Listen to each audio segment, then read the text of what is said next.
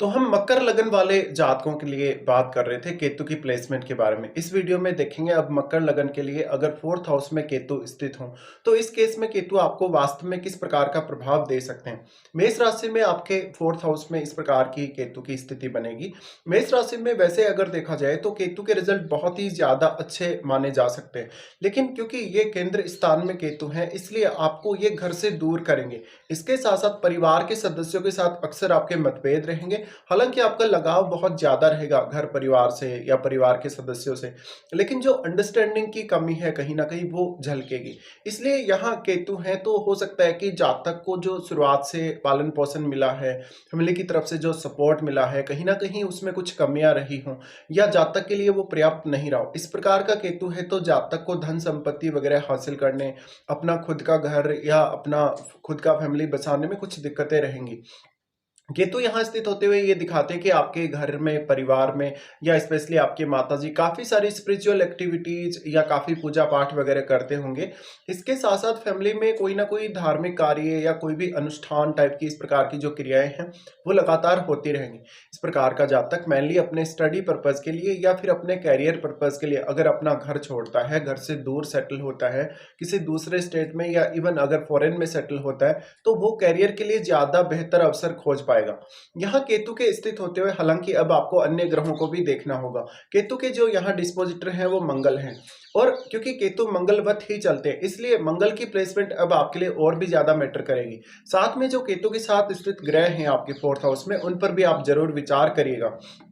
केतु के साथ जब भी कोई भी ग्रह सामान्य स्थिति में अगर स्थित होता है तो उसका प्रभाव आपको अलग तरीके से देखना होगा, और अगर कोई भी ग्रह रेट्रोग्रेड कंडीशन में केतु के साथ बैठा हुआ होगा तो उस ग्रह का प्रभाव आपको डिफरेंट तरीके से देखना होगा। नॉर्मली हम ये मानते हैं कि कोई भी रेट्रोग्रेड प्लेनेट अगर केतु या राहु के साथ बैठा हुआ हो तो ये ग्रह उसको काफी ज्यादा प्रभावित करेंगे, और क्योंकि वो ग्रह यहाँ केतु की ही साइड में मूव करेगा, यहाँ से अब केतु क्योंकि आपके थर्ड हाउस की तरफ मूव कर रहे हैं और वो ग्रह भी आपका थर्ड हाउस की तरफ ही मूव करेगा, लेकिन अगर रेट्रो नहीं हुआ प्लेनेट तो वो आपके फिफ्थ हाउस की तरफ मूव करेगा। तो जब आपका प्लेनेट अगर रेट्रो है तो थर्ड हाउस की तरफ मूव कर रहा है, ऐसे में वो केतु के साथ ही चल रहा है, सिमिलर स्थिति में ही कहीं ना कहीं वो चल रहा है।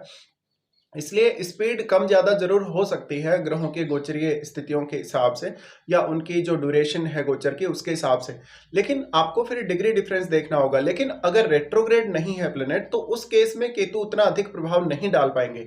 फिर आपको वो जो प्लेनेट केतु के साथ बैठा है उसके संबंध देखने होंगे।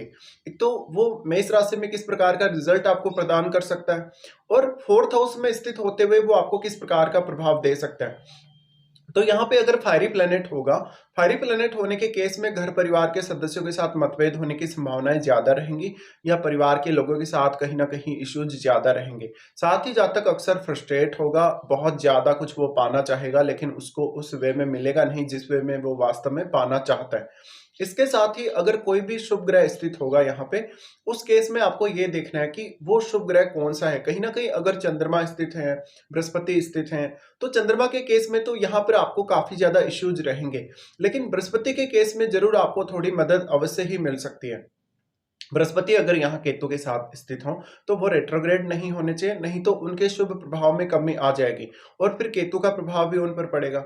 इसलिए यहाँ जो भी ग्रह स्थित है उससे संबंधित भावों को देखिएगा आपके चार्ट में, और उन भावों से जुड़े हुए रिश्तों पर भी विचार करें। उन रिश्तों के साथ आपके किस प्रकार के संबंध है, आपके किस प्रकार के उन रिश्तों के साथ अंडरस्टैंडिंग है, कहीं ना कहीं कोई अंडरस्टैंडिंग में कमी तो नहीं है, या आपको डिटेचमेंट तो फील नहीं हो रहा उन रिश्तों को लेके।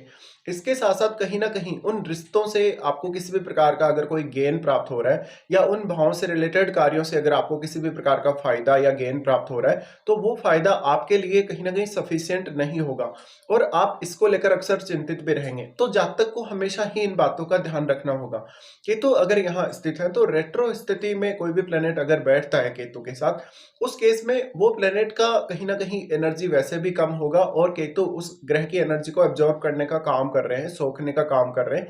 इसलिए अब आपको उस प्लेनेट से रिलेटेड प्रभाव पाने के लिए या उस प्लेनेट से रिलेटेड रिजल्ट्स पाने के लिए ज्यादा एफर्ट्स करने पड़ेंगे।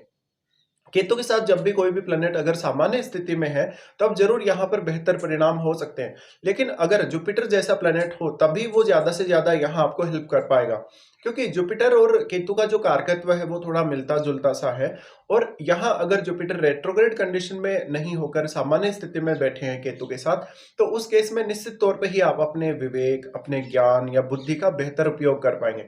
लेकिन बृहस्पति के रेट्रोग्रेड होने की कंडीशन में आपको काफी सारे इश्यूज रहेंगे। इसके साथ साथ यहाँ केतु स्थित हैं, तो ये बताते हैं कि पास्ट लाइफ में आपने काफी कुछ रियलाइज करा है इस हाउस से रिलेटेड, काफी कुछ आपने अनुभव किया है, काफी कुछ आपने हासिल किया है। लेकिन अब कहीं ना कहीं आपको यहाँ पर जो एक स्थिति है, सेटिस्फेक्शन वाली जो स्थिति, वो प्राप्त हो चुकी है ऑलरेडी। इसलिए मेनली अब आपको 10th हाउस पे ज़्यादा फ़ोकस करना है आने वाले समय के लिए। तो अब आपका जो मेनली ऑब्सेशन है वो 10th हाउस से जुड़ा हुआ होना चाहिए। तो यहाँ से आप हमेशा ही असंतुष्ट ही रहेंगे, भले ही आप कितना भी कुछ धन संपत्ति अर्जित कर लें, कितना भी ज़्यादा आप भौतिक जीवन जी लें या मौज-मस्ती कर लें, लेकिन आपको जो सैटिस्फैक्शन है वो कभी भी इस हाउस से नहीं मिलने वाला। इसके साथ-साथ केतु एक ब्लाइंड प्लैनेट है। ब्लाइंड होने की वजह से जो भी आप निर्णय लेंगे 4th हाउस से रिलेटेड मैटर्स में, उन निर्णयों पे ध्यान अवश्य दें। हो सकता है कि आपके वो निर्णय गलत हों, उन गलत निर्णयों की वजह से आपको कोई आर्थिक रूप से नुकसान हो जाएगा, कोई अन्य आपको नुकसान हो जाएगा, ये सब आपको देखना चाहिए। अगर चंद्रमा आपकी कुंडली में अच्छी स्थिति में नहीं है, चंद्रमा अगर शनि से प्रभावित है या राहु केतु से प्रभावित है, तो काफ़ी ज़्यादा आपको प्रॉब्लम्स देखने को मिल जाएँगी। अब 4th हाउस है वो आपके डायरेक्टली मन से जुड़ा हुआ घर है। अगर इस प्रकार का प्लैनेट 4th हाउस में बैठता है, तो जातक मानसिक रूप से अपने आप को कभी भी स्टेबल नहीं देख पाएगा। जातक को शुरुआत में अपनी एजुकेशन को लेकर भी काफ़ी ज़्यादा कन्फ्यूजन रहेगा और हो सकता है वो आगे चलकर करियर में बहुत ही ज़्यादा प्रोग्रेस कर पाए, लेकिन अब उसको एफर्ट्स ज़्यादा करने पड़ेंगे। तो यहाँ पे मानसिक तौर पे आप कितने ज़्यादा सुदृढ़ हैं, कितने ज़्यादा सक्षम हैं किसी भी काम को करने के लिए, किसी भी डिसीजन को लेने के लिए या किसी भी कंडीशन को हैंडल करने के लिए, वो ही आपके लिए सर्वोपरि एक उद्देश्य होना चाहिए कहीं न कहीं, जब भी आप पर्टिकुलर कोई काम कर रहे हैं तो। तो आपका यहाँ पे मेंटली स्ट्रॉन्ग होना बहुत ज़्यादा ज़रूरी हो जाएगा। और क्योंकि राहु भी आपके 10th हाउस में स्थित है, अब आप यहाँ ये बोल सकते हैं कि राहु का प्रभाव भी केतु पर है और राहु के साथ बैठे हुए प्लेनेट का आप ही क्योंकि दृष्टि संबंध बनेगा केतु से और केतु के साथ बैठे हुए ग्रह से।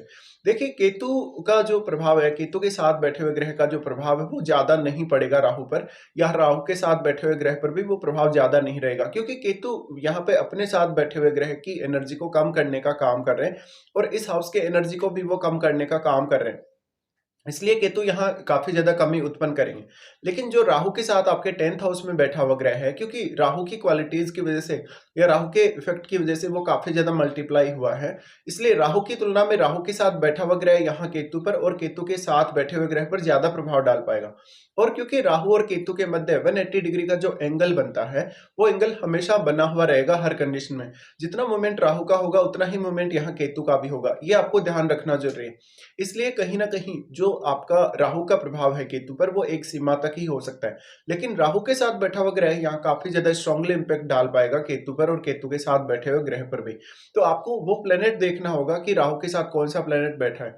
इसके साथ-साथ मेनली इस प्रकार के जातक अपने करियर में ज़्यादा नेम-फेम पा सकते हैं, क्योंकि उनका ऑब्सेशन डायरेक्टली करियर से या 10th हाउस से जुड़ा होता है। तो यहाँ पे आपको हो सकता है कि घरेलू मामलों में उतना ज़्यादा सैटिस्फैक्शन नहीं मिलने वाला, लेकिन इसका बदला आप अपने करियर के द्वारा ले सकते हैं। कहीं न कहीं करियर में आप मैक्सिमम सैटिस्फैक्शन पाके और बहुत ज़्यादा आगे बढ़ सकते हैं। पर डोमेस्टिक लाइफ में फिर भी आपके डिस्टर्बेंसेस रहेंगे। अगर यहाँ कोई भी फ़ेरी प्लैनेट बैठा हो केतु के साथ, तब और भी ज़्यादा डिस्टर्ब होने की संभावनाएँ रहेंगी। अब आपको ये देखना चाहिए कि आपकी वास्तव में केतु की महादशा है या नहीं है, या केतु के साथ बैठे हुए ग्रह किसी की भी अगर दशा है आपको, और इन दशाओं में फिर आपको गलत निर्णय लेने से हमेशा ही बचना चाहिए। तभी जाकर आप इस दशा का या इस प्रभाव का जो फ़ायदा उठा पाएँगे कुछ हद तक।